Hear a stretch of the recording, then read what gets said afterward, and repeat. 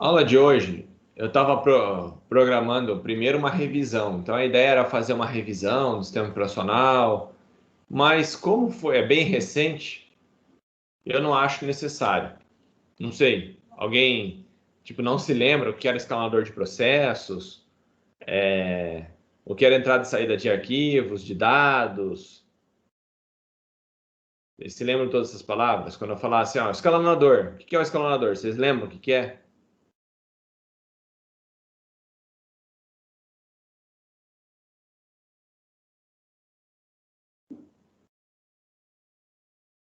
Pessoal, se não lembrar, pode falar que não lembra, não tem problema nenhum. A gente explica de novo, aí eu mudo o conteúdo.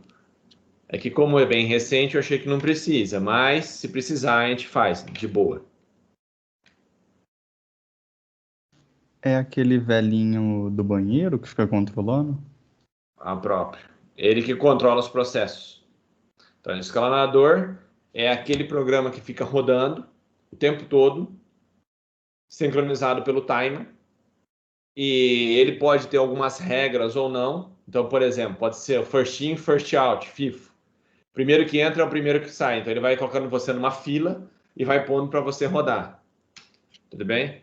Deu tempo, qual a função do escalonador? Tira o processo do ar e coloca ele lá no final da fila.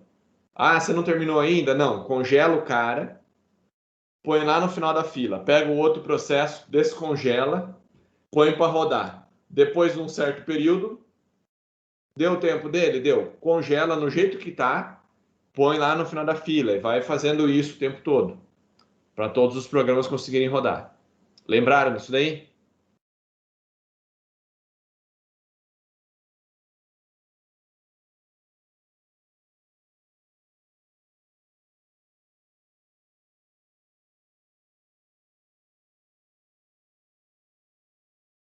Alô?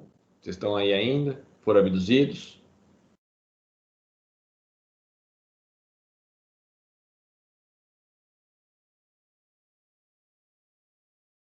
Sim.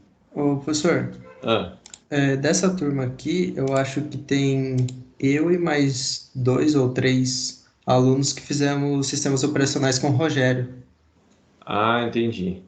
Então, pode ser que alguma referência a gente não consiga pegar, assim, esse nome. Entendi. Então eu vou explicar então. Então muda tudo. Então hoje eu faço uma revisão geral, porque essa eu não sabia. É informação mais nova.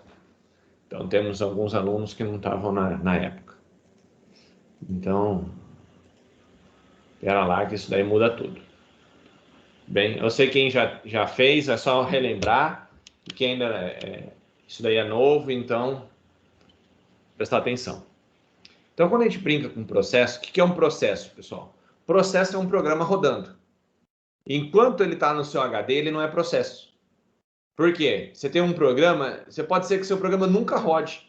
Você pegou um programa e colocou na HD, não quer dizer que ele esteja rodando. Pode ser que você baixou na internet um programinha, colocou ele, salvou dentro do seu HD, pode ser que você nunca rode na sua vida. Eu tenho alguns programas que estão no meu HD que eu acho que eu nunca rodei e não vão rodar. Nunca precisei. Mas está lá guardadinho. Então, um programa, quando está lá dentro, ele é basicamente um programa, não está rodando, não tem nada. Quando eu dou duplo clique em cima e ele roda e aparece alguma coisa na tela, ou não, mas ele está rodando, usando memória do meu PC, ele passa a ser chamado de processo. Então, o que é um processo? Eu só tenho um programinha no meu HD e passa a rodar ele, então eu tenho um processo. Beleza? Quando eu tenho... Até vou desligar aqui esse slide, espera lá, deixa eu sair daqui, para vocês verem meu rosto. Acho que é mais fácil, né?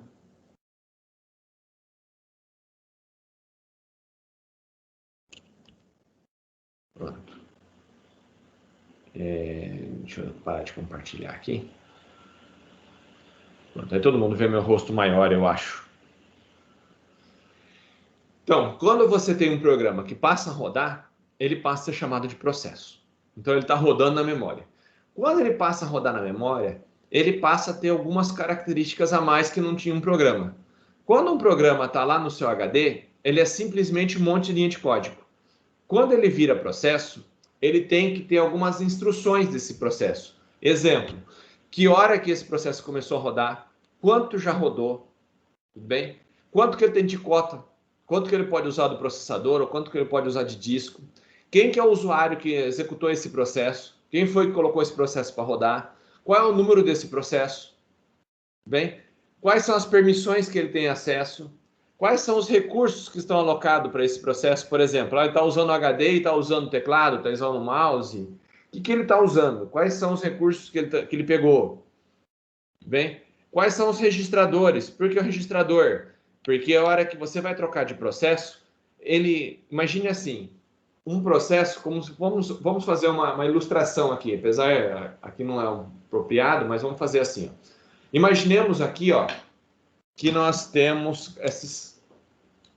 essas canetas aqui, são programas para ser rodados. Tudo bem? Quando ele vai rodar, eu tenho aqui um processador. Esse processador, na teoria, só pode rodar um programa por vez. Então, como que eu vou fazer aqui? Ele coloca isso daqui tudo numa fila, vai ter uma fila aqui, aguardando a sua vez aqui.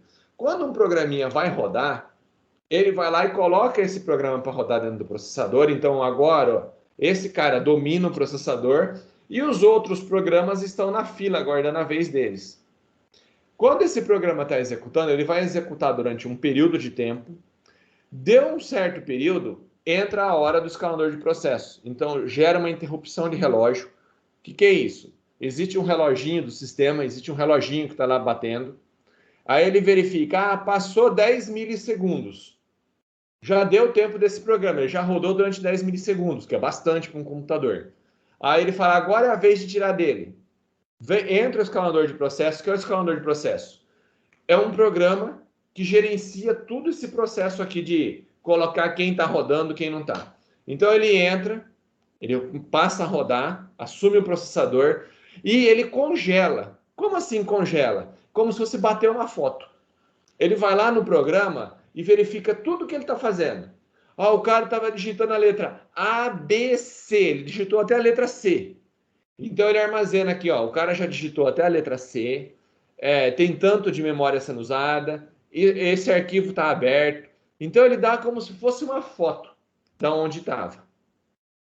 Depois que ele fez isso, ele pega esse processo, tira do processador e põe lá no final da fila. Ele vai ficar atrás lá no final da fila, vai lá para o final.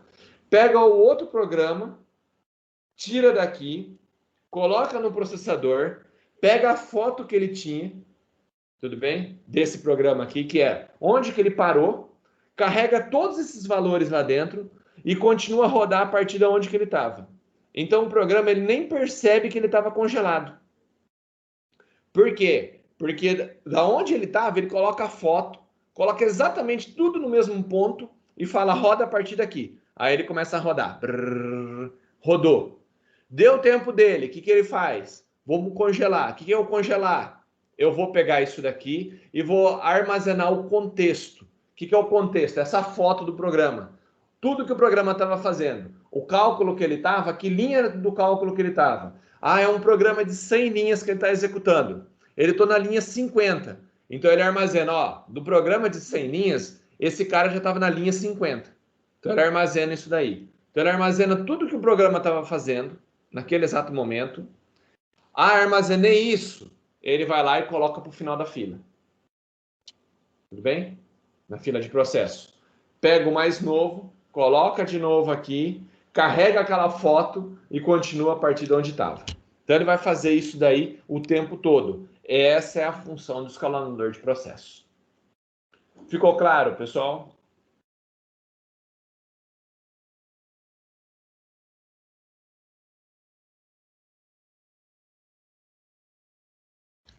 Tudo certo. Esses processos, quando a gente está fazendo esse escalonamento de processo, existe várias coisas, vários algoritmos que eu posso usar. Por exemplo, aqui eu estou usando o FIFO, né? O cara entra, roda um pouco, terminou, vai para o final da fila. Pega o outro, roda um pouco, vai para o final da fila. E ele sempre vai ficar indo, sempre volta no final. Eu posso ter algoritmos que pode ter, por exemplo, não rodar não ir para o final, não é o FIFO. Eu posso ter algoritmos com prioridade. Esse cara aqui tem mais prioridade que o outro, então ele roda mais que o outro. Então, esse cara aqui roda 2, 3 vezes, esse daqui só roda uma vez. Então, tem vários algoritmos que a gente pode utilizar no escalonador de processos. No escalonador não existe um algoritmo só, apesar do FIFO ser um dos mais utilizados aí dentro, que é esse algoritmo que eu acabei de explicar. Então, isso é escalonamento de processos. Tudo bem?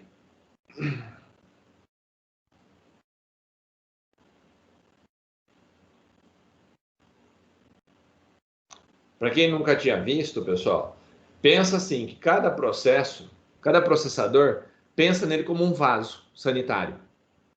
E cada processo é uma pessoa tentando utilizar o vaso. Está com dor de barriga. Então ele precisa usar um pouquinho. E o escalonador de processo seria o velhinho do banheiro. Então, imagina o seguinte, você tem um processador aqui.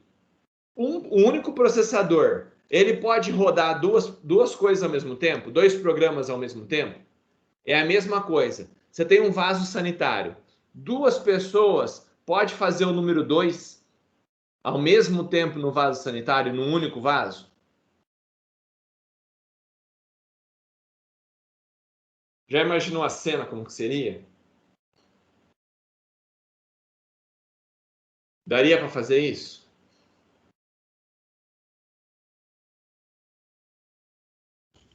Acho que não, hein, professor? É bem difícil. Então, para evitar isso daí, cada programa pode usar o processador no mesmo instante de tempo, somente um programa pode estar rodando lá dentro. Ah, professor, eu tenho uma máquina dual core, 2 núcleos. Então ele tem como se fosse 2 banheiros, 2 privadas. Então ele consegue rodar 2 processos ao mesmo tempo. E assim por diante. Ok? E o escalonador? É o velhinho que fica no banheiro. Ele fica pondo você para fora. Então você usou o vaso um certo período, ele vai lá, te congela e põe você no final da fila. E coloca outro, para todo mundo ter o mesmo direito de uso do vaso. Senão uma pessoa ia pegar o vaso e usar e não ia liberar o vaso para ninguém. Nesse caso, a pessoa pega um processador e não ia liberar para ninguém. Então, para evitar isso, de tempos em tempos ele faz essa troca de programa. Entenderam?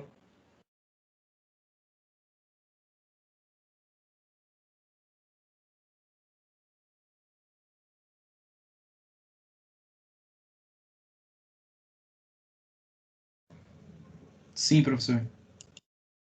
Então, isso é a parte de processo. Estou fazendo um basicaço do basicaço, só para relembrar isso daí. Para cada processo eu tenho alguns algoritmos que eu posso estar utilizando. Processo eu posso ter, por exemplo, esse o first in, first out, primeiro que entra, primeiro que sai. Ou round robin, né? Cada um roda um pouquinho. Eu posso ter algoritmos com prioridade. Então, roda primeiro um programa, aí ele tem direito de rodar mais que os demais. Então, existem vários algoritmos que eu posso aplicar isso daí para poder gerenciar quem que é a vez de usar lá dentro. Igual fosse no mundo real, às vezes tem pessoas que têm uma prioridade maior que a outra. Você vai, por exemplo, sei lá, numa boate, alguma coisa assim, chega lá e tem pessoas que passam na frente dos outros porque tem camarote, às vezes é uma celebridade, consegue pular na frente. Processo é a mesma coisa. Tem processos que vai ter prioridade maior que o outro, que ele vai conseguir passar na frente do outro. Exemplo, o antivírus. O antivírus é um programa que ele passa na frente dos outros. Por quê? Porque se você tentar rodar um vírus, antes de rodar, ele vai primeiro rodar o antivírus e verificar se aquilo que está tentando entrar na memória não é um vírus. Então, ele tem uma prioridade maior do que o seu programa, por exemplo. Um programa comum. E assim vai, tem várias coisas que podem estar lá dentro. Um processo ele pode ter vários estados possíveis. Ele pode ter um estado de iniciando o processo, ele pode estar executando ele está dentro do processador, ele pode estar aguardando a vez dele na fila. Então, quer dizer, tem a fila de processos aqui, o cara estava rodando, terminou a vez dele, ele vai para a fila de processos. Ah, chegou a vez dele, vai rodando, e ele vai ficar nesse ciclo aqui o tempo todo. Ele pode estar aguardando a I/O. Então o processo está rodando aqui, de repente ele vai lá aguardando a I/O. O que é isso? Ele precisa do disco, ou precisa acessar o HD, precisa rodar o CD ou precisa da impressora, que é extremamente lenta. Então, ele sai de rodando, vai para bloqueado. Então, o que ele está fazendo? Está aguardando a I/O. Não chegou a I/O ainda. Está aguardando liberar a impressora, por exemplo. A impressora está aguardando o papel lá. Então, enquanto isso, eu coloco o programinha paradinho aqui no cantinho. Olha, meu programinha está paradinho, não está fazendo nada. Ele fica aguardando o quê? Chegar ao I/O, chegar a resposta da impressora. Quando chegar a resposta da impressora, ele não vai rodar agora. Ele vai para o final da fila, ele entra na fila e aguarda chegar a vez dele. Quando chegar a vez dele, ele roda. Entenderam?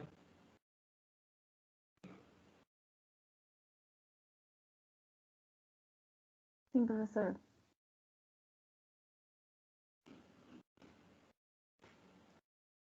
Quem não tinha visto, tá conseguindo acompanhar aí, pessoal? Sim, professor, tudo tranquilo.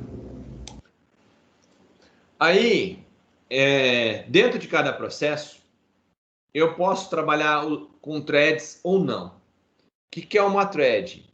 É o dividir para conquistar. Por padrão, cada processo ele usa só um único processador. Então, quando eu fosse rodar, o programa ia lá, ia rodar dentro de um processador e ia ficar ali dentro daquele processador. E só ia usar um, mesmo que eu tivesse vários processadores aqui, ó. Eu compro um processador de 4 núcleos. Quando eu vou rodar meu programinha, por padrão, ele só vai rodar em um núcleo. E os outros 3 vão ficar ali a ver navios, parado. Se eu quiser usar isso daí, ganhar desempenho, eu posso programar em thread. O que é em thread? Pegar o meu programinha e eu, como programador, dividir ele em pedacinhos. Então, eu pego o meu programa, corto ele em pedaços, divido ele em vários pedacinhos, e cada pedacinho eu coloco para rodar dentro de um processador, dentro de um núcleo. Então, eu consigo pegar o meu programa e rodar ele em paralelo. Entenderam a ideia?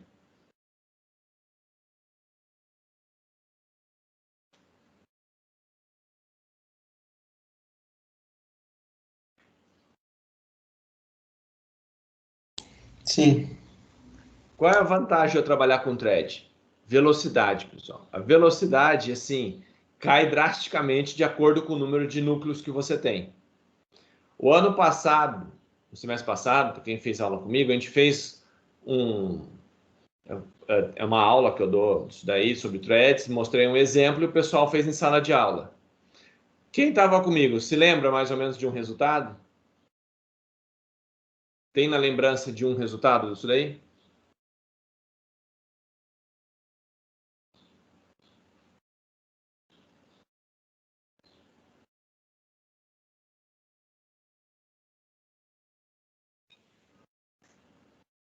O Luiz Felipe colocou que sim. Lembra a velocidade de execução com e sem thread? Sem dividir? Como que dava diferença?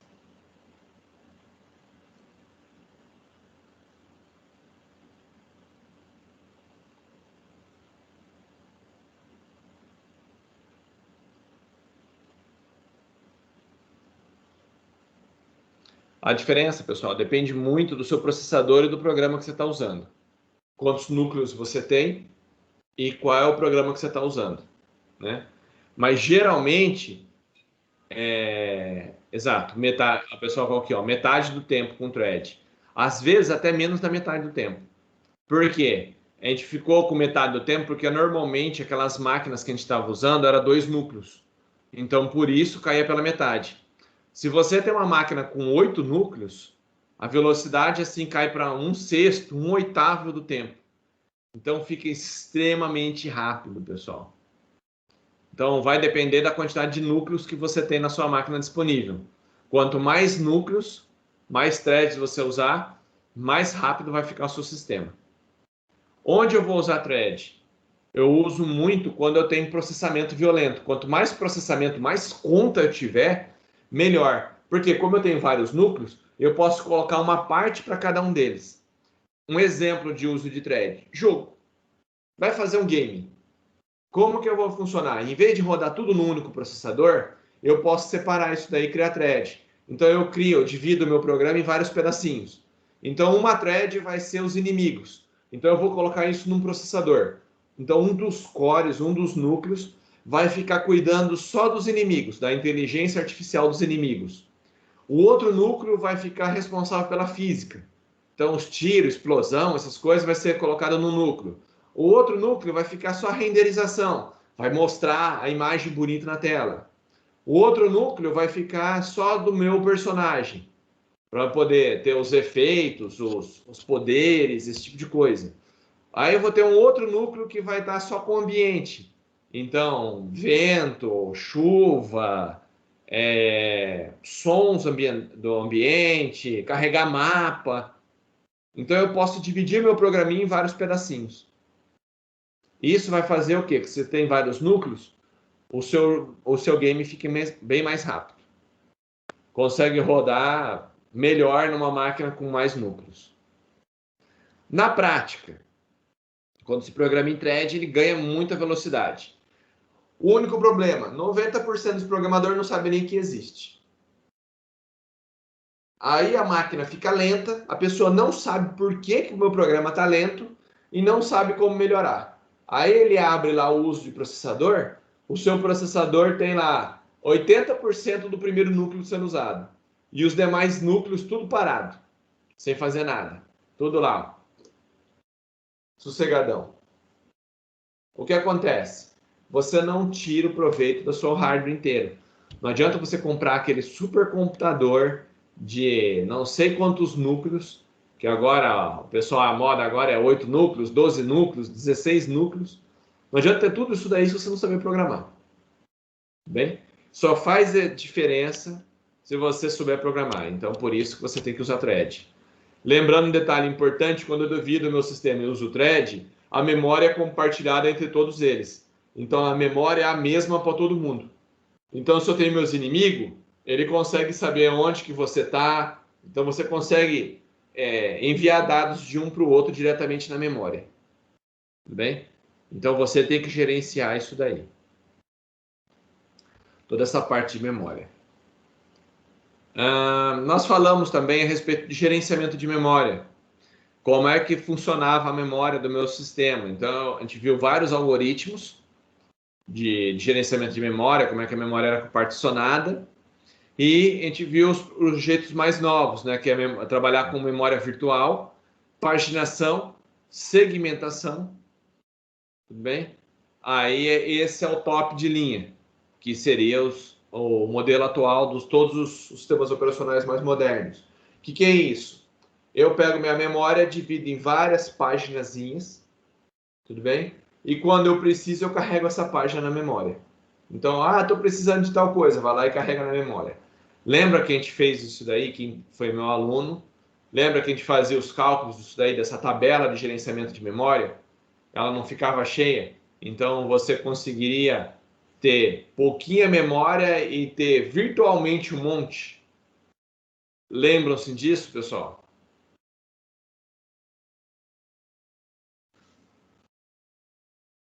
Sim.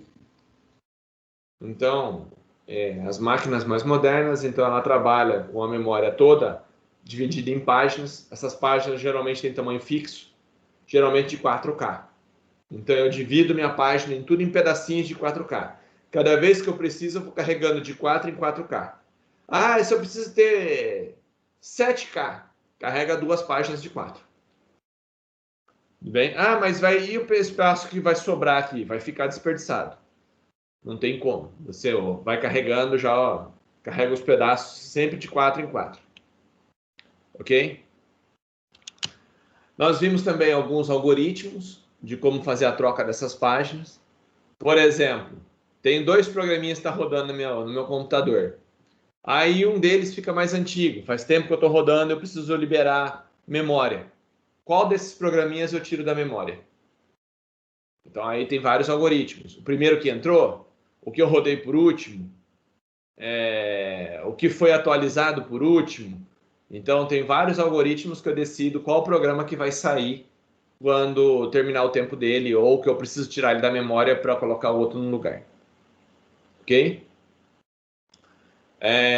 Tudo isso daí, pessoal, tem disponível. Se alguém quiser, depois eu posso até passar os slides. Tem todo esse material aí, é bem tranquilo. Tem até os vídeos explicando. Se alguém quiser, eu posso disponibilizar também isso daí. Tem lá no meu YouTube, é só disponibilizar para quem quiser. Nós falamos também sobre deadlocks. O que é deadlock? Uma condição de corrida, um negócio que trava a sua máquina. Então, a gente viu que a maior parte dos sistemas operacionais não trata deadlocks. Então, simplesmente eles acontecem. A gente usa um algoritmo, tanto Linux como Windows, e a grande maioria dos sistemas operacionais, ele tem um algoritmo chamado avestruz, algoritmo do avestruz. O que ele faz? Enfia a cabeça na terra e seja o que Deus quiser. Basicamente não faço nada. O cara vai lá, o negócio vai pifar, não tô nem aí, tudo bem? Que se lasque e deixa o usuário tomar conta disso. Por quê? Porque é difícil você decidir qual programa que tem maior prioridade sobre o outro. Por exemplo, hoje o Windows, quando trava um programa, o que ele faz? Você dá Ctrl Alt Del, entra no gerenciador, ele fala, os 2 programas estão travados. Você escolhe um dos programas e clica em finalizar. Mas você, usuário, que decide qual dos programas vai finalizar. Se eu fizer um tratamento de deadlock, o sistema vai ir lá e ele vai decidir qual deles que vai finalizar.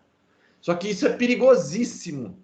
Imagine o seguinte, você está usando o Windows para fazer o tratamento de uma usina nuclear. Então é o sistema operacional que está rodando na usina nuclear. Tem 2 programas rodando. O programinha que controla toda a usina nuclear e um programinha do Paintbrush. Está rodando o Paintbrush lá dentro. Aí trava a máquina. Aí o sistema operacional tem que decidir qual dos 2 tem que finalizar. Porque estão em conflito, um dos 2 tem que ser fechado. Se você colocou deadlock, como é que você sabe qual desses 2 é mais importante para você? E se o programinha resolver fechar o programa que monitora a usina? Deixar o Paintbrush aberto. Fala, não, vou deixar o Paintbrush aberto e vou finalizar o programa de tratamento da usina. Aí a usina explode. Por quê? Porque você não podia perder a sua imagem que você está fazendo no Paintbrush. Afinal, a imagem do Paintbrush é muito mais importante que centenas de vidas. É assim que funciona?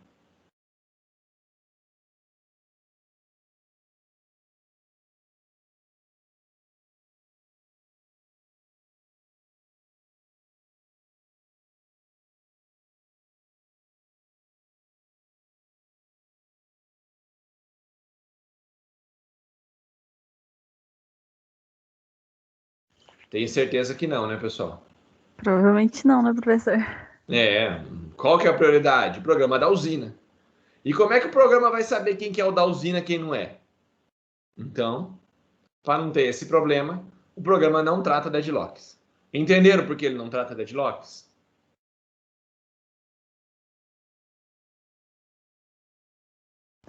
Entendi sim, professor. É porque ele não sabe exatamente qual que é o que deve ter mais prioridade, o que é mais importante. Então é difícil descobrir isso daí. Por exemplo, tem um texto, tem minha tese de doutorado e tem uma propaganda do chinês que mandou para mim. Tá os 2 no Word, travou, tem que fechar um. Como é que ele sabe quem que é mais importante? Que é a sua tese ou a propaganda? Não tem uma inteligência artificial que vai ler o texto e vai falar, nossa, essa daqui é a tese do cara. Então vamos deixar ela lá e vamos matar o outro programa. Então não tem isso daí. Então, por isso, ele fala que é muito penoso, é muito complicado tratar deadlock. Então, no geral, você não trata deadlocks, você tenta evitar ele ao máximo usando gerenciadores, mas se acontecer, você coloca para o usuário decidir que ele quer fazer ou não. Entenderam?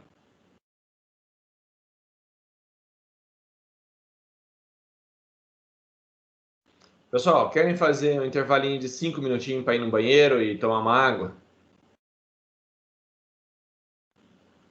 Estou precisando pelo menos tomar uma água porque minha garganta está seca. Tudo bem. Então, 5 minutinhos aí. Eu vou deixar aqui aberto. Só vou fechar aqui a câmera e o som. Voltamos em 5 minutos, ok? Ok.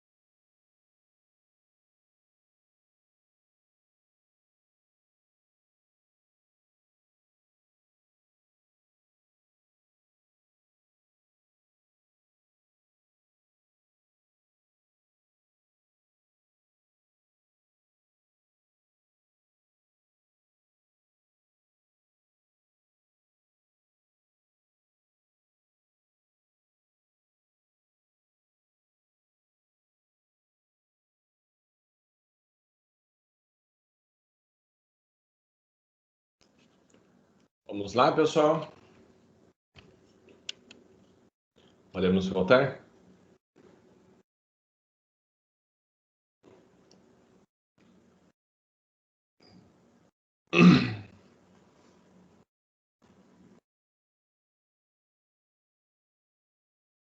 Agora já estou equipado. Uma garrafinha de água. Garrafinha, no caso, um copinho de água. Bem grande, lá do IF. Então agora dá para aguentar mais. Joia?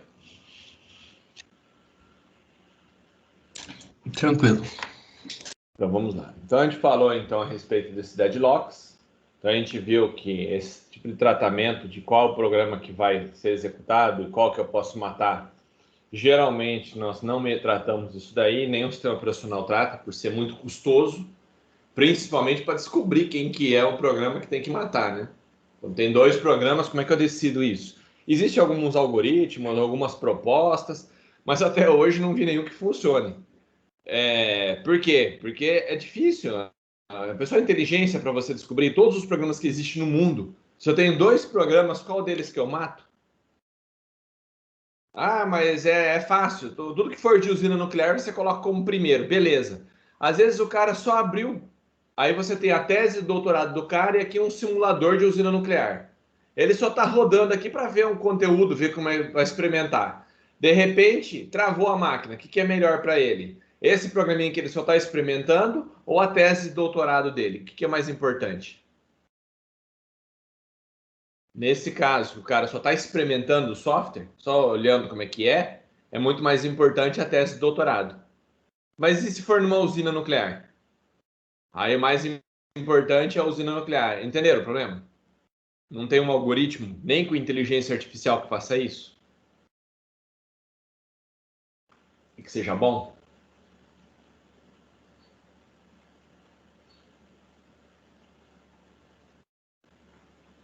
Entendi. Entendeu?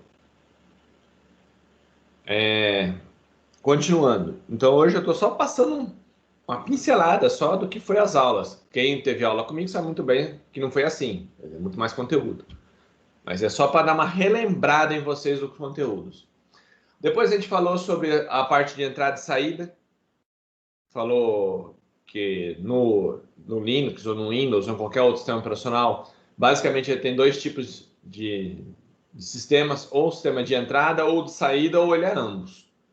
O que é um sistema de entrada? Teclado, mouse, que você digita, né? Consegue digitar ou mandar um dado lá para dentro. De saída, impressora, monitor, tudo bem? Que vai só mostrar alguma coisa. Caixa de som, é tudo saída. E pode ter ambos, que ele pode ser tanto para poder dar entrada de dados como saída, tipo placa de rede. Ela tanto recebe dados como ela envia dados. Ela é tanto de entrada como de saída. Tudo bem? O webcam aqui está mais louca do que tudo. Esses dispositivos de entrada e saída, eles podem ser, tratamento deles pode ser de bit a bit, pode ser uma transmissão através de blocos. Então eu transmito de bloco em bloco, ou eu posso mandar tipo serial, mandar caractere por caractere lá no meu sistema. Bem, eu posso fazer esse tratamento. Como que eu vou compartilhar isso daí com o meu usuário? Então, existem vários modelos diferentes. Eu posso tratar isso daí como um texto, posso tratar isso como um arquivo, posso fazer através de uma chamada de API e assim por diante. Xiii, meu vídeo acabou de morrer. Deixa eu ver se eu consigo pôr aqui. Eu acho que minha placa, meu negocinho aqui, acho que ele vai esquentando, ele fica loucão.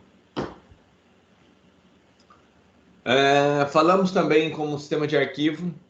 Então, como que funcionava o sistema de arquivo num PC? Então, o que era o sistema de arquivo? Como que ele armazenava?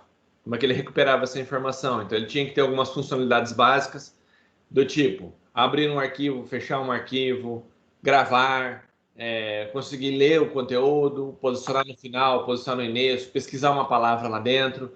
Então, era tudo rotinas básicas que a gente tinha, tanto para arquivo como para diretório. E como que a gente armazenava isso daí, né? Como é que ele descobria isso daí depois? Então, existia vários modelos que a gente viu, FAT, FAT32, NTFS, cada um tem um propósito diferente. Cada fabricante coloca um tipo diferente de sistema de arquivo que tem as suas qualidades e desvantagens. Por exemplo, o FAT32, que é o sistema que uma boa parte usa em pendrive, ele é muito bom porque ele é rápido. Então, para acessar as coisas nele é super rapidinho. Só que não tem segurança nenhuma, qualquer um acessa a coisa lá dentro. Então, ele abre mão, faz um sacrifício.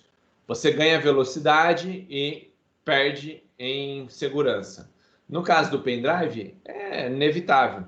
Você tem uma informação aqui que ela basta chegar e plugar. Não precisa ter tanta segurança assim, normalmente. Se você precisar, você formata ela com NTFS e coloca regras ali dentro para acessar os arquivos. Tudo bem? Sim, professor. Então, isso foi uma exploração extremamente rápida, só para vocês relembrarem o que a gente viu até aqui. Alguma dúvida?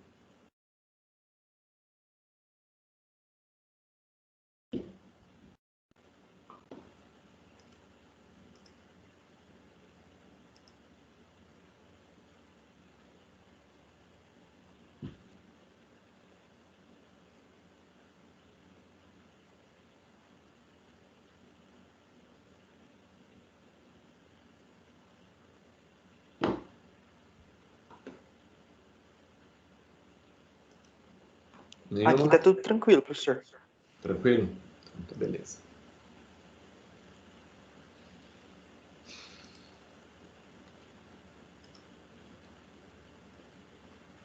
Então, já que a gente viu esse breve histórico, vamos falar um pouquinho.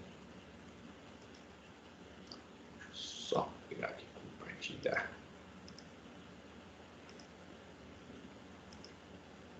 Um breve histórico dos sistemas operacionais aí. Os sistemas operacionais, pessoal, mais famosos que você tem aí disponível no mercado, comercialmente, nós temos o Windows e Linux.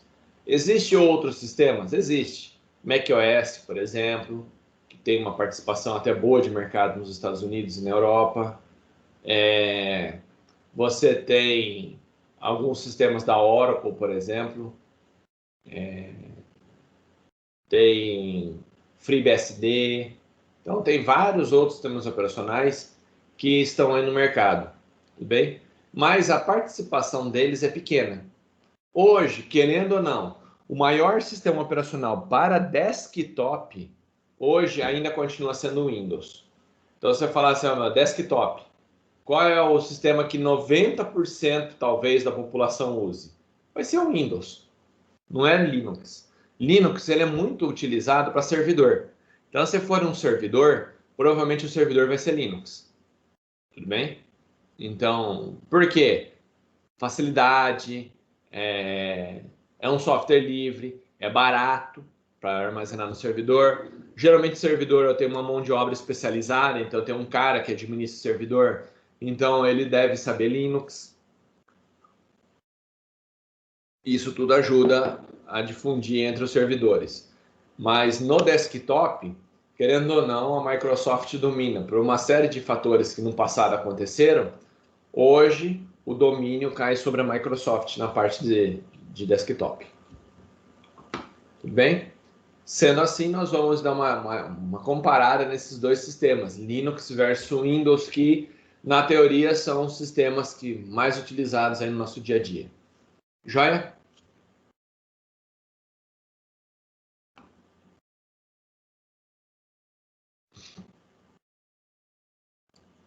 Então, pode falar. Nada não, só ia falar que tudo tranquilo. Beleza. Então, vamos dar uma relembrada, então. Quem que é o hardware? Então, o hardware é a parte palpável, aquilo que você chuta. Então, você consegue ver a parte física do seu computador. Por exemplo, o gabinete, memória, processador, HD, teclado, mouse, monitor. Tudo isso é hardware. E software? É a parte lógica, é os programas que estão rodando lá dentro. Então, é o sistema operacional, os programinhas que você tem instalado, os comandos, os aplicativos que você tem, os joguinhos que você tem instalado lá dentro. Então, tudo isso é software. Tudo bem? Pensando na parte de software, basicamente, eu posso dividir ele em 4 categorias iniciais. Quais são essas categorias? O sistema operacional, que é o software que vai controlar todo mundo, controla o hardware. Eu tenho um aplicativo, que é o programinha que normalmente o cara está utilizando. Então, por exemplo, Excel, PowerPoint da vida. Eu posso ter um utilitário, que utilitário geralmente é um programinha que vai alterar alguma coisa no sistema. Por exemplo, um ScanDisk, que vai verificar se o seu disco tem algum problema. Tem defragmentador de disco. Então, tem vários utilitários que a gente pode estar usando ali dentro que são complementos ao sistema operacional e ajuda no dia a dia. Então, programinha para limpar o disco, programinha para poder fazer backup. Isso daí é tudo utilitário. Tudo bem? E por último, eu tenho os firmware, que são os programinhas de atualização. Então, com esse firmware, é um programa que controla o hardware. Então, são programas que são feitos para controlar o hardware do seu PC. Então, geralmente, quando você tem um hardware, ele tem um firmware lá dentro, que é um programinha que vem junto com ele para poder desempenhar a função básica. Então, imagine você monta um controlador e você tem um programinha lá dentro, um sisteminha que vai rodar dentro desse microcontrolador. Isso é o firmware dele. Tudo bem? Quanto aos sistemas operacionais, o que eles são? São os programas responsáveis... Opa! Tô vendo aqui que não está trocando. Ninguém falou nada, né? Tô falando aqui e o negócio não está mudando. Então, o que são os sistemas operacionais, então? Então, são os programas que são responsáveis pelo gerenciamento da informação e do hardware. Então, ele que vai fornecer essa camada entre o hardware e o seu aplicativo. Ele vai ficar no meio termo. Ele vai ser o software gerenciador. Ele vai gerenciar o seu computador, a sua memória, para que todo mundo possa rodar de forma harmoniosa. Para utilizarmos um computador, então, é necessário inicialmente fazer a instalação desse sistema operacional, desse software que vai controlar todo esse hardware e vai disponibilizar ele de uma forma mais natural ao usuário. Então, ele serve como intermediário. O que é isso? Ele apresenta para o usuário um sistema muito mais simples do que realmente ele é. Vide, por exemplo, como é que eu faço para acessar um CD ou uma pendrive. Se eu fosse colocar aqui todos os passos, eu ia falar, nossa, dá até medo. E para o usuário comum, basta colocar a pendrive e clicar em cima. Então, ele passa um sentimento que é super fácil. Na verdade, internamente, é um negócio super complicado. Por quê? Porque ali você tem que conferir, vai ter que passar aquilo lá para energia, transformar cada letrinha que o cara está mandando por um sinal de 0 a 5 volts, enviar isso de forma serial, então pegar todo um conjunto de letras, transformar tudo em bits, para cada bit colocar de 0 a 5 volts e mandar isso pela porta serial. Você já imaginou? Depois do outro lado, juntar tudo e montar a letra que você queria? Olha a trabalheira que é. Então, para tudo isso daí, ocorre internamente, quem faz tudo isso daí é o sistema operacional. Bem, o sistema operacional ele pode ser monousuário, multiusuário e pode ser ainda monotarefa ou multitarefa. Que quer dizer o quê, pessoal? Um sistema monousuário, só um usuário pode rodar por vez. Exemplo disso daí, o Windows. O Windows é um sistema monousuário. Como assim? Alguém já tentou, com o usuário logado, tentar fazer um acesso remoto ao seu computador para ver o que acontece?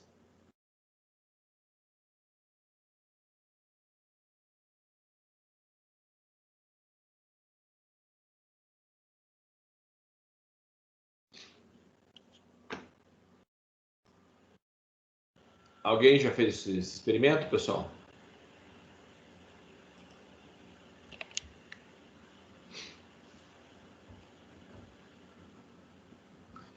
você tiver com o seu Windows aberto e você mandar alguém fazer um acesso remoto ao seu computador, ele vai fechar o seu usuário e vai abrir para o outro. Então, ele não deixa duas pessoas usarem o mesmo processador, usar a mesma máquina ao mesmo tempo. Então, isso seria monousuário. Alguns sistemas operacionais, inclusive o Windows, tem versão multiusuário. Isso quer dizer o quê? Que no mesmo computador ele permite que várias pessoas utilizem ele. Por exemplo, o server. Ele tem versões lá que você pode ter vários clientes, o terminal server. Aí são vários terminais rodando numa mesma máquina. Então, no mesmo processador, na mesma memória, eu posso ter mais de um usuário rodando. Então, aí ele é um sistema multiusuário. Bem? Além disso, ele pode ser o quê? Monotarefa ou multitarefa. Monotarefa quer dizer que ele só roda um programa por vez. E multitarefa que ele roda mais de um programa ao mesmo tempo. No caso tanto do Windows como do Linux, existe algumas diferenças. O Windows por padrão, o Windows Desktop, que seria o Windows 10, por exemplo, ele é monousuário. Então, um único usuário por vez. No caso do Linux, ele é multiusuário. Quer dizer o quê? Uma máquina que está rodando no Linux, você pode ter mais de um usuário utilizando ela ao mesmo tempo. Exemplo, há uns anos atrás nós criamos um laboratório e tinha umas máquinas bem porcarias lá que não prestava mais para nada. Era tipo uns 486. Pô, não rodava nada. Máquina ruim para dedéu. E nós tínhamos um computador bom. Vamos colocar a configuração de hoje. Seria, sei lá, um i7 com 16 GB de memória. Então nós temos um computador bom e tinha um monte de cacaiada jogada lá num canto. Então tinha uma sala com um monte de 486, 586, que foi ou os primeiros Pentium, que era máquina extremamente lenta, né? Lenta mesmo, que ninguém conseguia rodar mais nada. E nós não tínhamos dinheiro para poder comprar um laboratório com várias máquinas lá dentro. O que a gente fez? Instalou Linux nesse laboratório e instalou uma função dele chamada Team Client, terminal magro, servidor LTSP também é conhecido. O que ele faz? Ele compartilha essa máquina com todas essas outras. Então nós ligamos em rede essa máquina top com aquele monte de tranqueira. Aquele monte de tranqueira ligava, dava boot e carregava o sistema operacional que estava nessa máquina top. Então, era como se ele tivesse aqui rodando na mesma máquina. Então, ele compartilhava HD, compartilhava memória, compartilhava processador e todo mundo utilizava esse processador. Então, a gente conseguiu montar um laboratório com 40 máquinas, que era um lixo, que ninguém rodava nada, e a partir daquele momento a gente conseguia rodar o Office e acessar a internet para 40 máquinas utilizando uma única máquina. Então, um único computador conseguia suprir a necessidade de 40 pessoas. Então, para essas pessoas, qual é a impressão que ela tinha?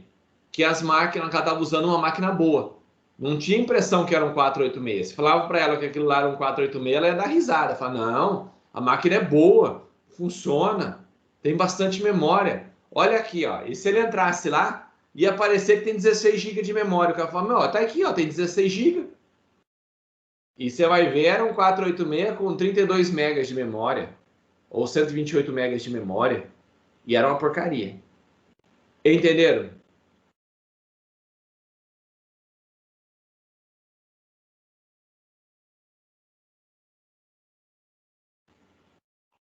Sim, professor. Então, por isso, ele é multi-usuário. Quer dizer o quê? Que o Linux ele consegue rodar mais de um usuário ao mesmo tempo na mesma máquina. Bem? E monotarefa e multitarefa? Monotarefa tem um único programa rodando, por exemplo, estou usando o DOS, que é um sistema operacional bem antigo, roda só um único programa por vez. Um sistema multitarefa, o Windows. Então, o Windows, a partir do Windows 95, ele passa a ser um sistema operacional multitarefa. Quer dizer que ele pode rodar mais de um programa ao mesmo tempo. Mais de um arquivo, um sistema rodando ao mesmo tempo. Alguma dúvida até aqui?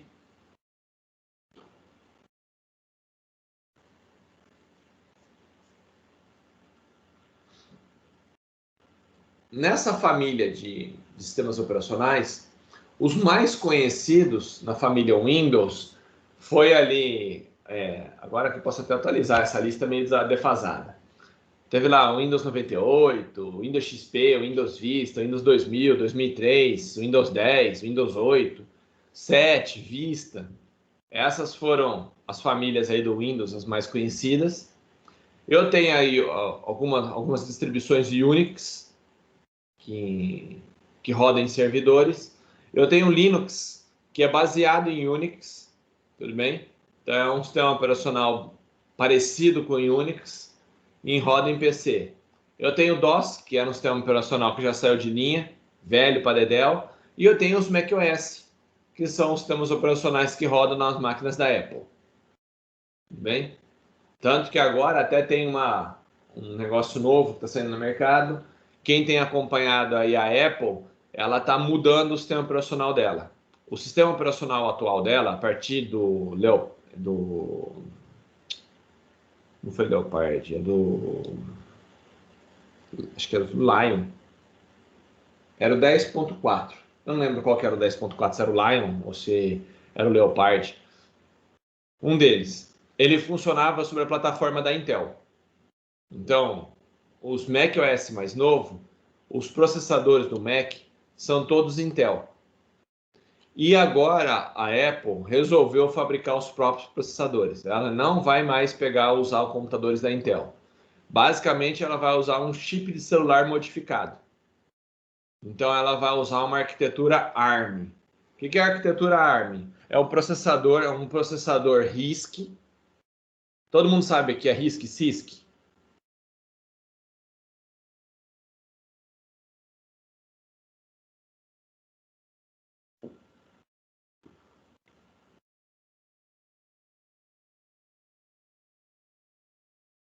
Aula de hardware, pessoal.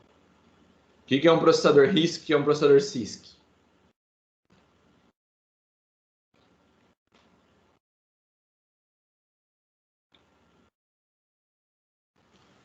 Isso já foi comentado, mas eu não lembro não, professor. Processador CISC. Processador que as instruções são bem grandes. Ele tem um monte de instrução, cada um faz uma coisa. Por exemplo, o seu PC, o seu Intel i7, i5, i3, que seja, eles são todos processadores CISC. Então, o que é isso? Ele tem uma paulada de instrução, cada instrução ela é específica para fazer uma coisa. Então, por exemplo, eu tenho um comando lá que copia um arquivo do HD. Então, eu dou um único comando lá, ele já faz tudo. Tudo bem? Isso é um processador CISC. Para poder fazer isso, na pastilha, no processador, ele precisa de um processador grande. Por quê? Lá dentro tem o comando para poder fazer tal coisa, o comando para fazer tal coisa, o comando para fazer tal coisa. Então, cada comando ocupa um espaço dentro do seu processador, porque é instrução interna. Então, quando eu der o comando, por exemplo, de movimentar na memória, então internamente ele tem um monte de coisa programada lá dentro. Então, ele ocupa um pedaço da pastilha. Então, para poder ter um monte de coisa, um monte de funcionalidade, a pastilha fica grande. Se a pastilha do seu PC fica grande, ela ocupa muita energia. Ela gasta muita energia para se manter. Qual é a vantagem do CISC? É fácil para o cara programar. Então, o programador, quando vai fazer, ele só dá um comando e faz um monte de coisa. Por exemplo, o cara vai lá e fala assim, eu quero copiar um arquivo. Dá o comando, copiar arquivo e puf, tá lá, tá pronto. Então, para o programador foi fácil, uma única linha de código. Ok? Só que o processador fica grande e consome energia. E o RISC? O RISC é um processador mais simples. Então, são processadores menores que têm instrução reduzida. Então, ele tem poucas instruções. Ele não tem um comando lá de copiar um arquivo. Ele tem um comando que é acessar a memória. Ele tem um outro comando que é acessar acessar um dispositivo.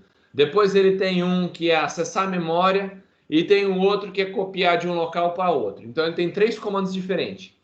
Se eu quero copiar um arquivo, no sysc eu dou um comando só. No RISC eu tenho que dar 3 comandos. Qual que é? Acessar o dispositivo, acessar a memória e pegar o que está no dispositivo e copiar na memória. Eu tive que dar 3 comandos para poder fazer a mesma coisa. Então, para o programador, o RISC dá um pouquinho mais de trabalho. Você tem que programar um pouquinho mais. Qual é a vantagem do RISC? Como tem poucos comandos, então, para poder fazer um comando, o que eu tive que fazer? Combinar 3. Então, ele tem alguns comandos básicos, e quando eu quero fazer alguma coisa mais complexa, eu tenho que combinar vários comandos ao mesmo tempo. Então, eu vou lá e executo o comando 1, 2 e 3 ao mesmo tempo. Aí vai dar a junção dos 3 comandos, dá um único comando que você tem no sysc. Entenderam? Então, o RISC, ele tem o quê? Poucos comandos, poucas coisas. E se você quer fazer alguma coisa complexa, você junta vários pedacinhos. É como se fosse um quebra-cabeça. Então, eu posso ter 2 tipos diferentes. Eu posso ter um negócio que já está pronto, esse seria o RISC. Ele vai lá e executa e acabou. Está pronto, é um comando só. Pá, já executa. Ou eu posso ter o RISC. O que é o RISC? Eu tenho vários comandinhos pequenininhos. Eu combino vários deles para poder gerar uma sequência que faz equivalente a esse único comando aqui, ó. Então, um comando do sysc, às vezes eu preciso ter vários comandos no RISC. Então, eu junto vários deles para fazer um único comando aqui. Entenderam a ideia? Sim. Quando eu faço isso, pessoal, qual é a vantagem do RISC? Como ele não tem um comando muito grande, ele só tem comandos pequenininhos. Então, ele só tem alguns comandos pequenos. Então, o processador fica piquititico. Gasta pouca energia. Por isso que celular usa RISC. Se você for ver, todos os processadores de celulares hoje em dia, todos eles são RISC. Todos usam ARM, arquitetura ARM. Por que isso daí? Exatamente para não gastar bateria. Então, eles são bem mais simples, tudo bem? São pequenos os processadores, gastam pouca energia. Se gasta pouca energia, não precisa ter uma ventoinha. Alguém já viu o celular com uma ventoinha aqui atrás dele? Fica girando uma ventoinha para resfriar? Luiz, pode falar. Professor, parece que eu tinha visto que os RISC são mais rápidos que o sysc. São. Por que eles são mais rápidos que o sysc? O sysc, como ele tem umas instruções gigantescas, às vezes ela não tem não dá para você otimizar. O cara cria um negócio gigante, cria um caminhão para você usar uma única linha de código. Então, às vezes você tem sei lá, uma coisa gigantesca que você não vai usar. O cara te dá uma carreta para você levar um passageiro. Então, ele fez isso daqui, ó. Ah, mas eu não preciso de tudo isso. Eu não preciso de uma carreta para carregar um passageiro. Mas dá. Você vai andar com uma carreta. A carreta vai ser mais lenta. Eu tenho vários pedacinhos. Eu tenho um motor, tenho um monte de roda, tenho um câmbio. Então, ele vai ter ali 3 câmbios diferentes, 3 motores diferentes. E quando eu preciso, eu combino e faço um carrinho bem leve. Ah, só preciso de um carrinho para levar uma pessoa. Então, eu coloco 2 rodas, um motor e um câmbio e está pronto. Entenderam a ideia? Entendi, professor. Valeu. Aí o cara consegue ter velocidade maior. Por quê? Porque ele otimiza. Ele não precisa carregar aquele caminhão. Não precisa carregar aquele monte de tranqueira que você nem vai usar metade daquilo lá. O cara faz uma instrução que ela faz 1000 coisas. Só que dessas 1000 você vai precisar de uma. Então, o que acontece? Facilita para o programador. Porque um comando só faz um monte de coisa. Só que é um comando demorado para ser executado.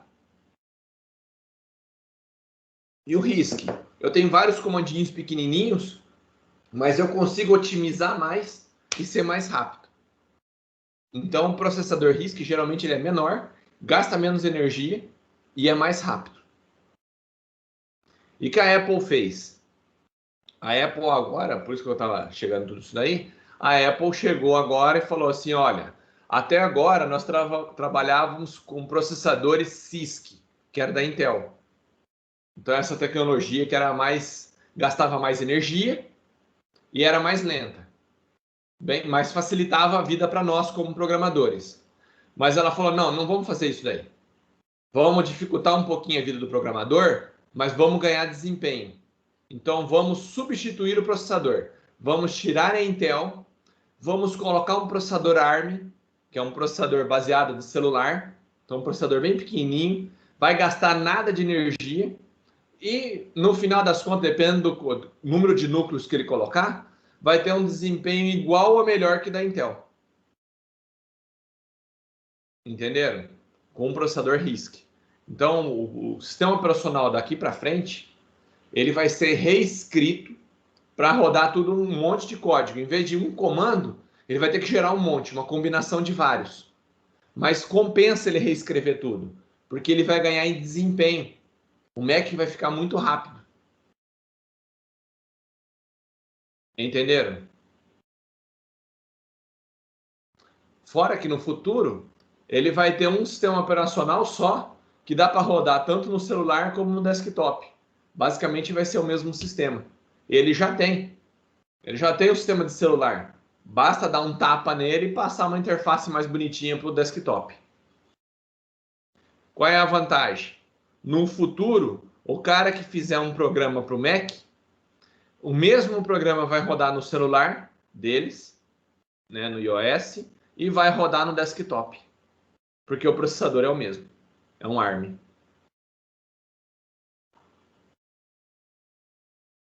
Entenderam? Entendi. Então, foi uma tacada de mestre que eles estão fazendo. Primeiro, eles não dependem mais da Intel. Usa o próprio processador que ele já tem, que é aquele A alguma coisa, A21, sei lá como que é o processador. É A qualquer coisa o que eles usam lá. Que já usa no iPhone. Então, ele pega o processador do iPhone e dá uma melhorada nele. Por quê? Geralmente o iPhone ele tem só 2 núcleos. Aqueles processadores deles. Eles vão lá, colocam 8 núcleos daquele lá, dá a performance de um desktop comum, igual a um i7 da vida. Entenderam qual vai ser a jogada? Qual é a vantagem? Imaginemos a bateria do seu notebook. O que vai acontecer? A bateria do celular é desse tamanhozinho, piquititica, e dura um dia. Imaginou o notebook que a bateria dele é desse tamanho. Que é enorme. O que vocês acham que vai acontecer?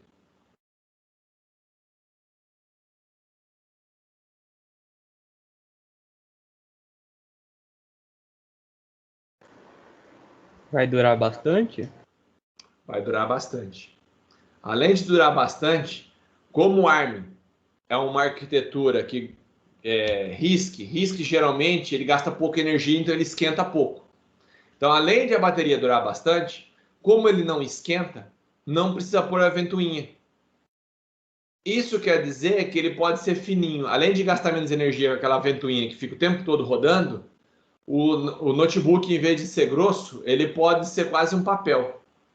Então, provavelmente daqui a uns anos, na hora que você pegar um notebook da Apple, ele vai ser mais fino que um celular. Vai ser quase uma plaquinha. Isso ganha o quê? Peso, portabilidade, notebook levinho. Notebook rápido, leve, fininho, bonito.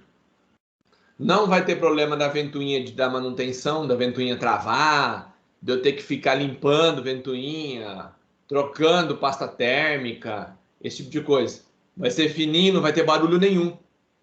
Por quê? Porque hoje o notebook, você está rodando e está lá, com aquela ventoinha dele fazendo barulho. Imaginemos um negócio que não tem ventoinha.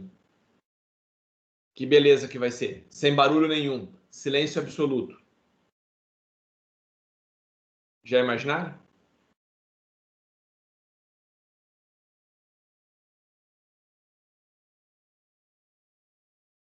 Então, teremos um produto que vai ser diferencial de mercado. Rápido, silencioso, pouco uso de bateria. O software vai ser o mesmo para o celular, então vai ser fácil você portar de desktop para celular. Vai ser praticamente instantâneo. Então, o cara que fez para um já roda no outro, automaticamente. Bem, vai facilitar, porque vai ficar fininho, mais portável. Você vai poder fazer o notebook menor, os sistemas menores. Então, o desktop também, que hoje é aquela caixona enorme, vai poder ser uma coisa bem fininha, pequenininha, ou ficar escondido dentro do monitor. Você faz o monitor fininho e coloca lá dentro o desktop. Para que ter aquele monte de caixa, um monte de fio na sua máquina? Entenderam a ideia?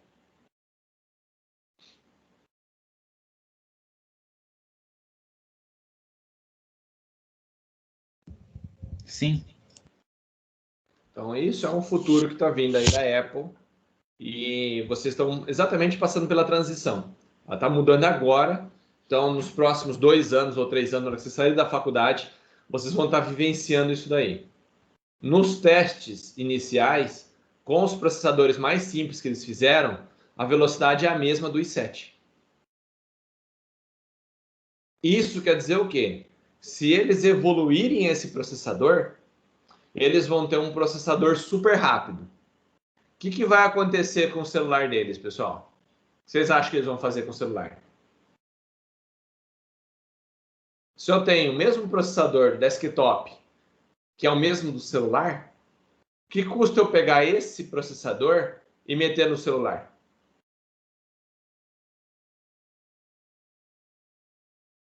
Vou fazer um celular com capacidade de processamento de um desktop. Vai rodar tudo. Jogo, interação de vídeo. O que você imaginar vai rodar lá dentro?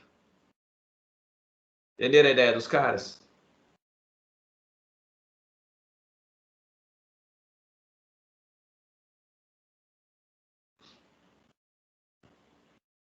Economizar dinheiro.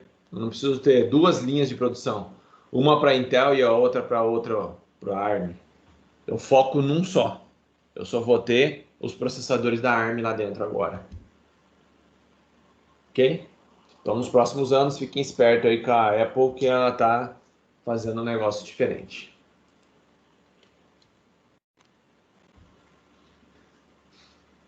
Sistemas de arquivo. Então, além da estrutura física do disco, do HD, o sistema operacional necessita de um sistema que mostre como fazer a leitura e gravação do disco. Então, isso é chamado sistema de arquivo. Então, um sistema de arquivo consegue organizar as informações lá dentro. É ele que coloca as informações lá dentro e retira essa informação para o usuário. Então, quando eu preciso de alguma coisa, eu peço para o sistema de arquivo fazer alguma coisa por mim. Bem, buscar um dado, recuperar um dado, etc.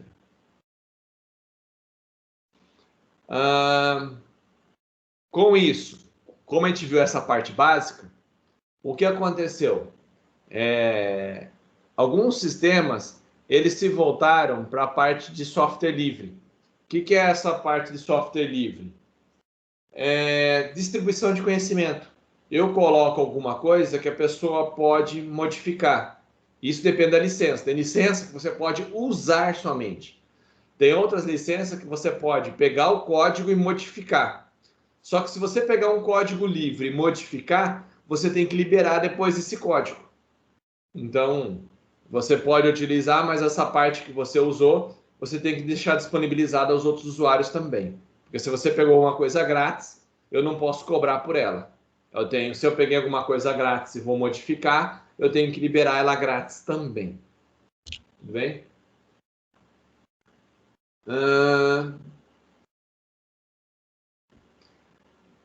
Então, existem algumas licenças aí, que a gente chama de GPL, né? Geral Public Licença, ou Licença Pública Geral, e eu tenho ali alguns graus de liberdade. O que pode fazer?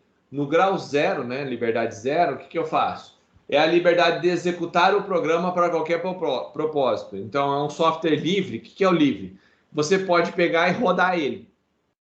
Faço o que eu quiser. Não é pirataria. Eu baixo o programa e rodo e posso rodar para aquilo que eu quiser. Mas eu não posso alterar o fonte. Tudo bem? Eu só posso rodar ele. Ele libera para você rodar à vontade. Não preciso pedir autorização para ninguém para executar o programa, mas eu não tenho fonte, eu não posso alterar o sistema. Eu só uso. No grau de liberdade 1, é a liberdade de estudar como o programa funciona. Então, eu tenho que disponibilizar o quê? O fonte do sistema. Tudo bem? E eu posso adaptar as minhas necessidades. Então, eu posso ir lá e customizar ele. Eu posso alterar ele, mas eu não posso vender ele depois. Então, eu pego fonte, estudo, faço uma alteração e posso utilizar esse software alterado. Bem? No grau de liberdade 2, então eu tenho uma liberdade de redistribuir cópias de modo que você possa ajudar o seu próximo. Então, eu posso pegar o meu sistema e começar a distribuir ele. Bem, fazer uma distribuição do sistema. E no grau de liberdade 3, é a liberdade de aperfeiçoar o programa, então modificar e liberar os seus aperfeiçoamentos. Tudo bem? Então, não só disponibilizar para os outros, mas disponibilizar uma nova versão. Tudo bem até aqui?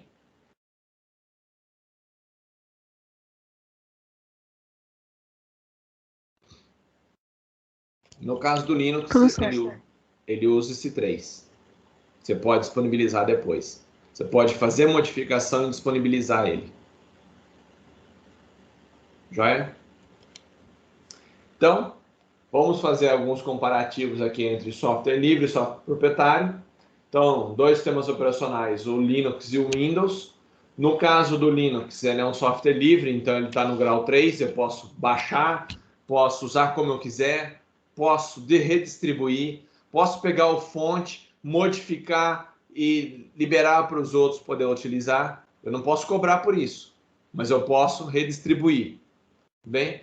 Ah, mas e como é que eu posso ser remunerado por isso?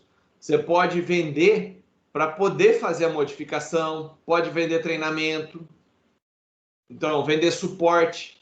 O cara não sabe fazer, você vai lá e fala, eu faço isso por telefone para você. Então é assim que eles ganham dinheiro num sistema livre. Tudo bem? Programa de escritórios. No caso da Microsoft, eu tenho um proprietário que é o Office, e no caso de um sistema livre, eu tenho lá o BR Office, Open Office, Star Office. Tem vários sistemas ali que são livres. O cara pode pegar e usar ele de boa, não tem que pagar para ninguém. Navegador. Eu tenho navegador ali proprietário, que no caso é o Explorer. E no caso do software livre, eu tenho o Mozilla Firefox, consigo inclusive ver a fonte dele. Um detalhe, o Chrome, como é que ele se encara nisso daí? O Chrome ele tem duas versões. Ele tem um Community, que é liberado fonte para o pessoal modificar, e ele tem o Chrome mesmo, que é o da Google, que esse é proprietário. A Google deixa você usar, você pode usar, é o grau de liberdade 0 lá. Você pode usar quanto que você quiser, mas não pode modificar o fonte sem a permissão da Google. Isso na versão do Chrome normal, né? Aí você tem esse Community, a versão Community, que eles distribuem o fonte e ali você pode modificar. Por exemplo, o novo Edge, Microsoft Edge, que é o navegador que está vindo agora com o Windows 10, aquele navegador, ele é baseado no Chrome. Então, o que ele fez? Ele pegou essa versão Community do Chrome, que é uma versão que a Google disponibilizou o fonte, que é o Chromium, exato.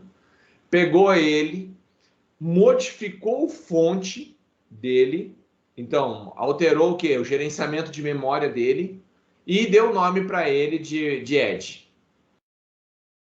Tudo bem? Então ele se baseou em cima de uma ferramenta. Tanto que ele não pode cobrar mais. Agora o Edge lá, você não pode mais cobrar pelo uso dele porque você usou uma tecnologia livre. Tudo bem?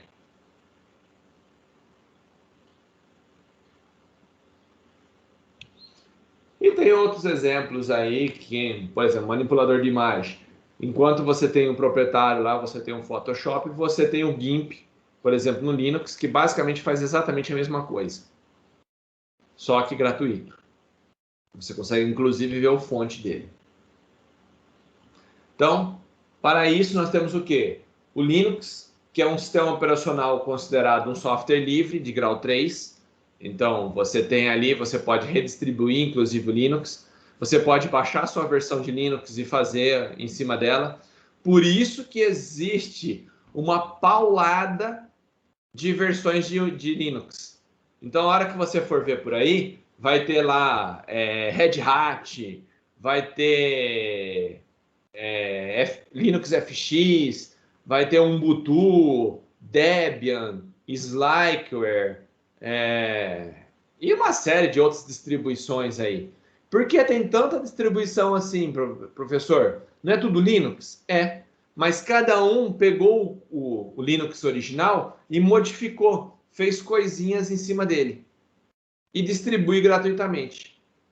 Então isso é essa licença do Linux. Por isso que existe tantas versões diferentes de Linux. Entenderam?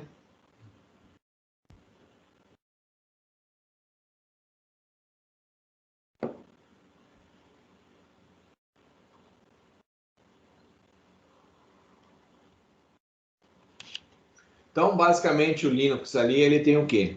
Você tem o hardware, que é o seu computador. Em cima dele, ele tem o kernel, que é uma parte básica do Linux, tudo bem? É o CERN do Linux, que é um programa pequeno, geralmente em torno de 2 a 4 megas esse kernel tem. E em cima dele ele roda o shell, que é a interface que você vai fazer com o usuário. E essa interface ela pode ser em modo texto direto ou ela pode ter um modo gráfico. Para rodar o modo gráfico, ela usa um servidor X, que é um servidor de modo gráfico, e em cima dele ele pode ter uma ou mais interfaces gráficas. Então o Linux ele não se limita a ter uma única interface. Você pode usar, por exemplo, o GNOME e o KDE. Eu posso usar outras interfaces. O Windows ele só tem uma só o Explorer, que é aquela interface que tem um botão iniciar. Só tem aquela interface no caso do Windows. No caso do Linux eu tenho várias interfaces e você pode carregar a interface que te achar mais agradável. Então, numa mesma distribuição, eu posso ter várias interfaces. E na hora de bootar, você escolhe qual interface que você quer rodar. Dentro do mesmo servidor, eu posso ter várias interfaces rodando. E em cima da interface eu rodo meus aplicativos e o usuário acessa esses aplicativos. Então, qual que é a vantagem do Linux nesse caso? A maior vantagem do Linux é que ele permite você rodar sem nenhuma interface carregada, porque isso aqui é pesado, rodar o servidor X, ele é bem pesado, que é a parte gráfica. Então, eu posso rodar tudo em modo texto, só prompt de comando, que é bem levezinho. Então, ele fica pequeno e roda em qualquer dispositivo. Ou eu posso carregar a interface gráfica e quando eu fizer isso daí, eu posso ter diferentes interfaces. E eu posso escolher qual a interface que eu quero. Se eu quero ele com cara de Windows, se eu quero ele com cara de Mac, se eu quero um KDE, se eu quero GNOME. Então eu tenho uma série de interfaces e o cara escolhe qual a interface que ele quer rodar. Bem, então tem essa vantagem bem grande no caso do Linux. Então vamos lá, quem que é cada parte dessa daqui? Então, o kernel então, é a parte principal, então nele que está o funcionamento de todo o hardware, todo o controle está nele. Então ali o escalonador de processo está ali dentro, o gerenciador de memória está ali dentro.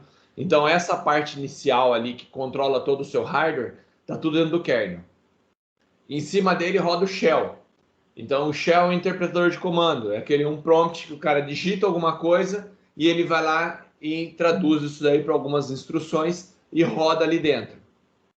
Eu tenho o servidor X, que é o que faz a manipulação de mouse, de interface gráfica, placa de vídeo, etc.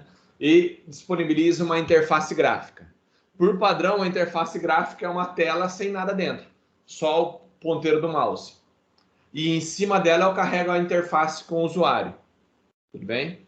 Que aí você pode escolher qual é a interface gráfica que você quer. Que pode ser uma ou mais. Você não vai conseguir rodar todas ao mesmo tempo, para o mesmo usuário. Então, num determinado instante de tempo, só vai ter uma interface sendo carregada para aquele usuário. Ah, no meu computador está usando 3 pessoas estão usando o mesmo processador. Aí cada pessoa pode ter uma interface diferente. Cada um tem a sua própria interface gráfica. E por último, eu tenho os aplicativos, que é aquele que vai desempenhar a função, tipo Word, Excel, PowerPoint, e qualquer outro aplicativo aí que vocês pensarem. Tudo bem até aqui? Alguma dúvida?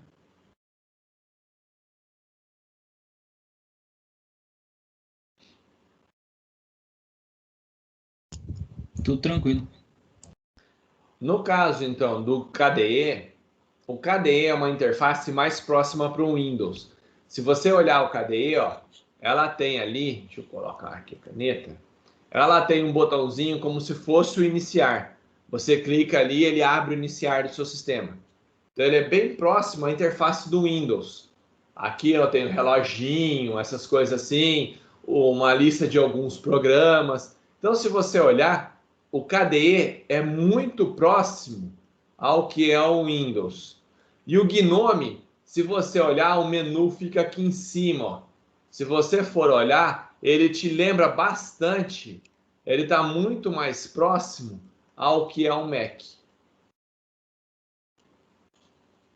Tudo bem? Então, o Gnome, ele está muito mais chegado ao Mac do que para o Windows. E o KDE é muito mais próximo ao que é hoje o Windows. Entenderam?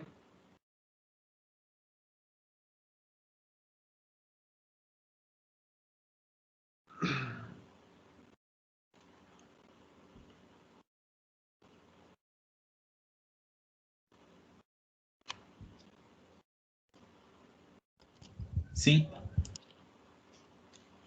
E Shell? Eu tenho esse Shell, que é o Bash, que é um dos mais conhecidos. Posso ter outros Shells? Pode. Você escolhe qual é o Shell que você quer. Por padrão, ele usa o Bash, que é esse da Bentley, né? O sistema de prompt mais conhecido que você tem aí, mas poderia ser usado outros. Ok? Então, nós temos aqui basicamente 3 interfaces que a gente pode carregar, sem pensar em muita coisa. Gnome, KDE ou Bash. Essas são as 3 principais interfaces que eu posso carregar. 2 gráficas e um modo texto. Todas elas eu consigo fazer a mesma coisa. Uma mais fácil, outra mais difícil. Por exemplo, prompt de comando, talvez eu tenha que dar mais comandos. A interface gráfica, mais arrastar e soltar. Só que para servidor, comando é legal. Por quê? Porque você consegue fazer um script, que a gente vai ver depois. A gente vai estudar a parte de script. E script é um monte de comandinho dentro. Então eu abro um editor e coloco um monte de comandinho lá dentro. E quando eu mandar executar, eu executo o script inteiro. Então ele executa um monte de comando ao mesmo tempo. Isso deixa o quê? A máquina bem rápida. Você consegue, por exemplo, eu quero que ligue toda a rede. Você cria um script de ligar a rede. Você dá um único comando e ele faz uma paulada de coisa. Às vezes tem coisa ali que demoraria 1 hora para ser feita, você roda com um único comando. Ele começa a rodar vários comandos lá dentro e executa tudo sozinho. E isso é a ideia do script. Então, para servidor, a gente acaba usando bastante esse bash, essa interface aí de command. Por quê? Porque você programa script, seria como se fosse um programa cheio de comandos dentro, e executa esse comando lá dentro, e ele vai executar essa paulada de comandos de uma vez só. Então você consegue ganhar desempenho. Tudo bem?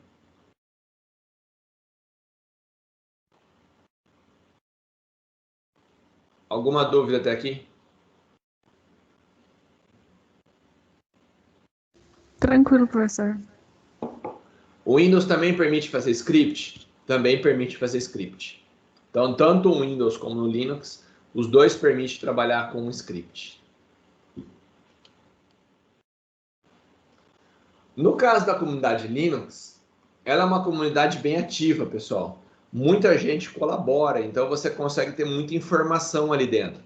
Você consegue ter muita gente contribuindo com novas informações, tirando dúvidas, auxiliando vocês no dia a dia. Por quê? Porque é uma comunidade bem forte e participativa. Tudo bem?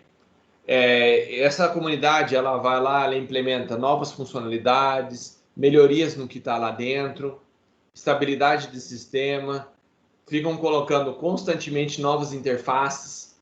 Então, ela contribui corrigindo bugs. Isso faz com que o sistema seja muito mais estável. Então, por que hoje você fala assim, por que o Linux é mais estável do que o Linux? Desculpa, que o Linux é mais estável que o Windows. Por que isso acontece? Porque você tem uma comunidade maior, um monte de cabeças pensando. O Windows, ela limita aos funcionários, é o que a Microsoft pode pagar. Não é pouco, não tem poucos funcionários, mas a quantidade de pessoas é menor do que do Linux. Então, ela tem uma comunidade muito maior, de mais pessoas trabalhando no fonte. E como é aberto, facilita você visualizar um erro. Então, eu falo, nossa, aqui tem um erro. Você aqui está liberando tal coisa. Então, facilita que outras pessoas vejam o seu erro e corrijam para não ter problema. No caso do Windows, o fonte, só a Microsoft tem acesso. Mas se tiver um erro, às vezes outra pessoa não vê. Só vai descobrir isso quando dá pau lá na frente. Aí vem aqueles patch lá de atualização do Windows, que constantemente saem aquelas atualizações do sistema. Entenderam?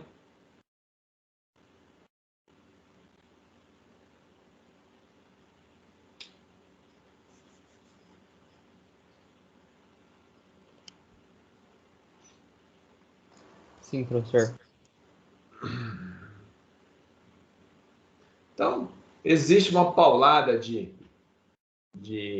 distribuições, algumas já até sumiram daí, por exemplo, Kurumin já não tem mais, o Mandrake também já sumiu, Ubuntu está bem forte, Slackware está forte, Debian está forte, SUSE ainda tem, mas não é tão forte, Conectiva Linux também já saiu. Então tem uma série de distribuições aí que andou saindo, cria uma, volta a outra, Linux FX que não está aí. Então constantemente ficam criando novas distribuições. Bem, basicamente é o mesmo kernel que eu até coloquei ali, vestindo roupa diferente, com alguns detalhezinhos diferentes. Então o cara vai lá, troca a interface, coloca um programinha diferente, coloca um gerenciador diferente e tem uma nova distribuição. Mas comparando os dois, no caso, Microsoft é um software proprietário, o código é fechado. Por sinal, teve até uma coisa, semana retrasada, teve uns hackers que andaram publicando fonte do Windows 95, não sei se chegaram a ver isso daí. De alguns sistemas da Microsoft, os caras conseguiram hackear lá e conseguiram publicar o fonte. Alguém chegou a ver isso daí?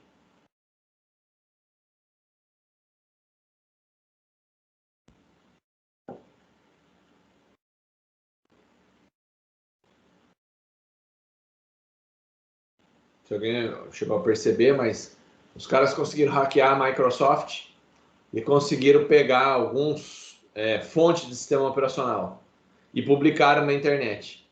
Então, na internet tinha fonte do sistema operacional da Microsoft, mais antigos, né? Não o mais novo, que é mais sigiloso, mais difícil de pegar. Mas conseguiram pegar os mais antigos, mas muita coisa do antigo funciona no novo, então conseguiram ver algumas funcionalidades que tinha lá dentro, algumas até que não sabia que tinha. Então os caras começaram a ver isso daí. Mas no geral, o fonte da Microsoft é fechado. Ela usa um sistema de arquivo ou FAT, né? FAT, FAT32, Extend FAT, ou NTFS. FAT, ele é rápido, mas sem segurança nenhuma. E NTFS é um pouco mais lento, mas tem segurança. Bem, ele é um sistema multitarefa, quer dizer que roda mais de um programa ao mesmo tempo. E as versões para o usuário, ela é monousuário.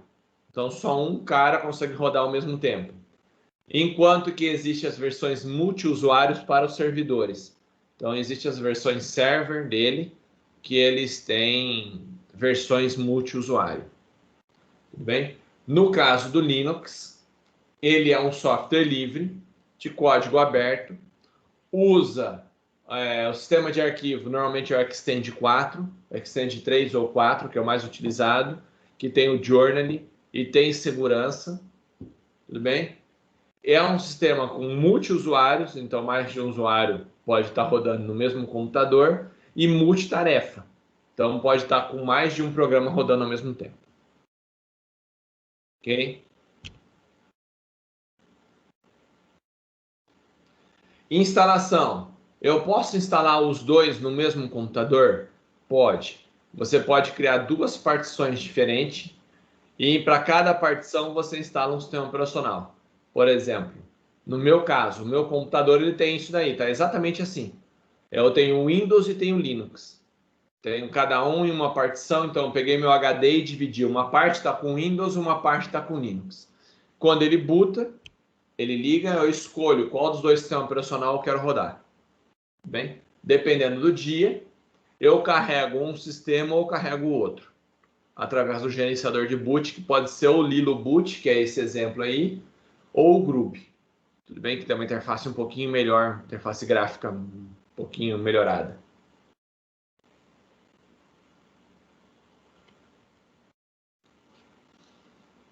Contas de usuário no caso do Linux. No caso do Linux, ele divide os usuários basicamente em dois tipos. O cara é administrador do sistema, ou conhecido como superusuário, ou ele é um usuário comum. Então, ele tem acesso ao usuário comum.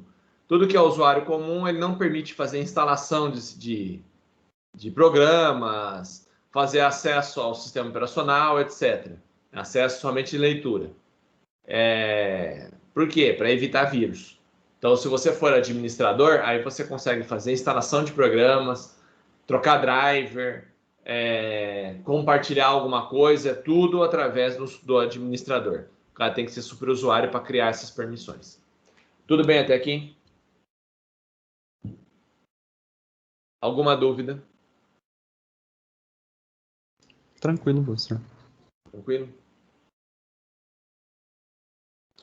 O sistema de arquivos, no caso do Linux, ele é um sistema de arquivos case sensitive, quer dizer o quê? Diferencia maiúsculo e minúsculo. Então, nesse caso aqui, texto.doc, texto.doc e texto.doc escritos diferente, são 3 arquivos diferentes para ele. No caso do Windows, é tudo a mesma coisa, ele não faz essa diferença.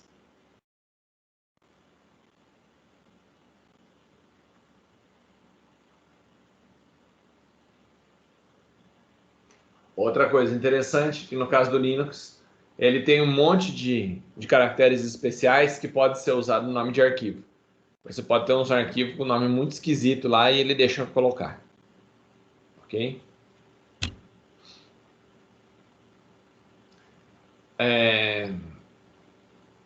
Já são 4h10. Mais um pouquinho, pessoal, e eu já faço a chamada, tudo bem? Para ver quem estava presente aí e quem está de espírito ausente. Se na hora que for fazer a chamada não responder, eu vou colocar falta, hein? Então, portanto, aí, ó, voltem aí quem tá... Deixa o computador ligado e sai para fazer aí no shopping. Eu sei que é sexta-feira, o pessoal fala, meu, é sexta, não tô afim, mas tem que prestar atenção na matéria. Então, nós temos aqui a estrutura básica de diretórios. No caso do Linux, é tudo um diretório raiz. E a partir dele, ele monta uma estrutura de diretórios. Então, eu tenho o diretório bin, onde que está os comandos básicos de modo prompt para o sistema operacional. Eu tenho o diretório de boot. Eu tenho o /dev, que é os dispositivos. Então, tudo que está instalado, placa de rede, placa de vídeo, placa de som, fica tudo dentro do dev. Todas as configurações da sua máquina, os .conf, As configurações ficam tudo dentro do etc. Eu tenho o diretório home, que é o diretório do usuário. Tudo que meus usuários, todos estão criados ali dentro. Então, se eu precisar fazer um backup das pastas do meu usuário, só basta copiar o que está dentro do home. Eu tenho o MNT, que é o diretório de monte. Tudo que eu vou montando, normalmente eu monto aqui dentro. Então, isso daqui, para se eu tiver uma pendrive, essas coisas vai estar tudo aqui dentro. Ou dele, dentro de mídia, dependendo do sistema. Eu tenho aqui o root, que é o principal, que é o diretório do administrador. O apt, que são os opcionais, são os pacotes extras, por exemplo, Office, essas coisas geralmente dentro do apt, que é tudo que é a mais no sistema operacional. Eu tenho o diretório USR, que seria o equivalente ao arquivos de programa do Windows. Então, quando você instala um programinha, você, vou instalar o meu joguinho. Ele vai normalmente instalar dentro desse USR. Tudo bem? Então, aqui seria o equivalente ao arquivos de programa do seu Windows. Então, tudo que você normalmente instala depois, ele vai instalando aqui dentro. Tudo bem? Temp, arquivos temporários. E depois a gente vai vendo os outros aqui, que é a parte de variáveis, fica aqui dentro, sistema. SBIN são os comandos para superusuário, então tudo que você precisa ser administrador para poder rodar fica dentro do SBIN. Acho que esses são os principais. Olha a diferença, no caso do Linux, ele tem um único diretório e a partir dele tá tudo lá dentro. Então, se eu tiver vários HDs, vários pendrive, vai estar tudo aqui dentro. É pastinhas que estão dentro desse diretório raiz. No caso do Windows, não. Cada pendrive eu atribuo uma letra. Então, isso quer dizer o quê, pessoal? No caso da Microsoft, quantas letras tem nosso alfabeto? A, B, C, D, quantas letras aí? 26. 26 letras. Então, quantos dispositivos eu posso ter no Windows, no máximo? Quantos drivers ou divisão? Que às vezes nem sempre é um drive. Por exemplo, eu posso pegar um HD e dividir em 4 partes, criar 4 partições. Então, um HD dividido em 4. Cada partição ele atribui uma letra. Então, quantas partições ou dispositivos eu posso ter? 26 no máximo. O Linux não tem essa limitação. Ok? Então, na teoria, se eu tivesse um computador e fosse colocar 27 pendrives, nem 27 pendrives não ia dar porque já tem os C2 pontos da sua máquina. Então, 26 pendrives você não consegue colocar todas ao mesmo tempo. Ele não lê, porque dá mais de 26. Não dá letrinha para todo mundo. Entenderam?